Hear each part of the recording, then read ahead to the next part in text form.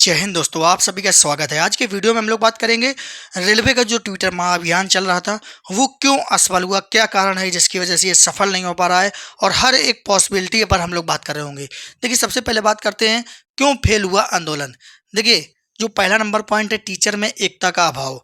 बहुत सारे ऐसे टीचर हैं जो इस आंदोलन के सपोर्ट में नहीं थे।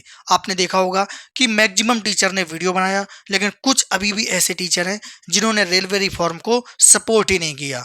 आज तक कोई वीडियो भी नहीं बनाया क्योंकि वो चाहते ही नहीं थे कि ये चीज़ें इस तरीके से हों, क्योंकि उन्हें इस चीज़ में कहीं ना कहीं से नुकसान लग रहा होगा। अगर ये पोस्ट 1 लाख हो जाती तो भाई हर साल वैकेंसी भी नहीं आती, अगर वैकेंसी कम हो जाते तो फिर फॉर्म भी इतना नहीं बढ़ता, तो शायद उनको नुकसान हो रहा होगा या दिक्कत हो रही होगी, इसीलिए वो आपके सपोर्ट में नहीं आए। तो कम से कम इन चीज़ों का आपको ध्यान रखना चाहिए कि किस टीचर ने हमारा सपोर्ट किया है और किस टीचर ने हमारा सपोर्ट नहीं किया है। इस चीज़ का जवाब आपको देना होगा।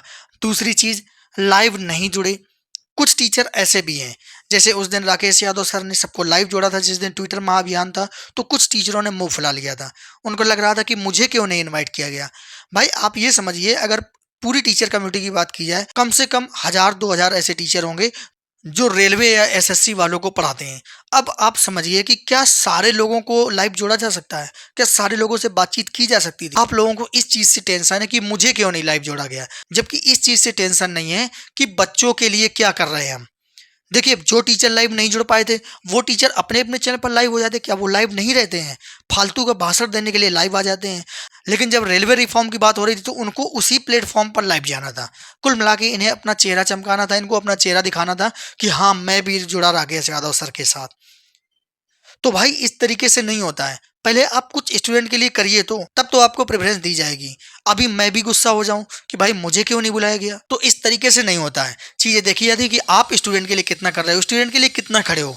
आप जब अपने आप को आगे लाएंगे तो लोग आपको खुद से ही बुलाएंगे। इस तरीके से गुस्सा होके, नाखुश होके, इस तरीके से चीज़ें पॉजिटिव नहीं होती हैं। और उसी चीज़ का परिणाम है कि रेलवे मान ही नहीं रहा है और रेलवे ने चीज़ें दिखा दी हैं कि मैंने इतनी ज्वाइनिंग दे दी, इतना ये कर दिया, एक लॉलीपॉप दे दिया है और सारी चीज़ें शांत हो गई, क्योंकि टीचर खुद नहीं चाहते हैं कि ये चीज़ें हों। अब उसके बाद स्टूडेंट की एकता का अभाव। जब टीचर नहीं जुड़ पाए तो स्टूडेंट कहाँ से जुड़ पाएंगे। उन्होंने डिवाइड कर दिया आईटीआई और नॉन आईटीआई में कि आईटीआई वालों के साथ हो रहा धोखा। भाई कहाँ पर धोखा हो रहा?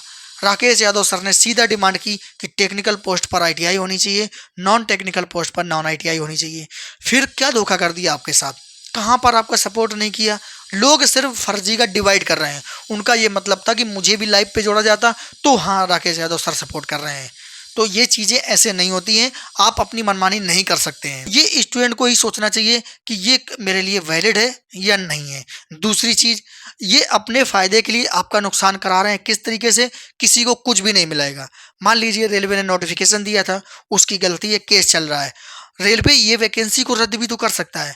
अगर उसने इस वैकेंसी को रद्द करके दूसरा नोटिफिकेशन निकाल दिया तो भाई आप क्या कर सकते हो? क्या कोर्ट में केस करोगे जाके उसके ऊपर? कुछ नहीं हो सकता है। फिर रेलवे कभी भी बदलाव कर सकता है पैटर्न में। अभी तक रेलवे की क्या गलती थी? उसकी एक ही गलती थी कि नोटिफिकेशन के बाद, शॉर्ट नोटिस के बाद आप कोई भी बदलाव नहीं कर सकते हैं, इसीलिए ये कोर्ट केस पेंडिंग है। लेकिन अगर उसने नोटिस को ही रद्द करके दोबारा से शॉर्ट नोटिस दिया कि अब यहाँ पर 10th आईटीआई कुछ भी किए हो, सारे लोग एलिजिबल हैं, फिर आप क्या करोगे? फिर तो ये आईटीआई वालों के साथ और ज़्यादा धोखा हो जाएगा। लेकिन आईटीआई वाले स्टूडेंट इस चीज़ को अभी नहीं सुन रहे हैं, नहीं समझ रहे हैं। और देख लेना, लास्ट में यही होने वाला है कि रेलवे को तो ये वैकेंसी पूरी करानी, भाई उसके पास प्रेशर है। और आपने देखा है कि कितना दिन, भाई 20 दिन, 25 दिन, 1 महीना देके वो एग्जाम करा ले रहा है।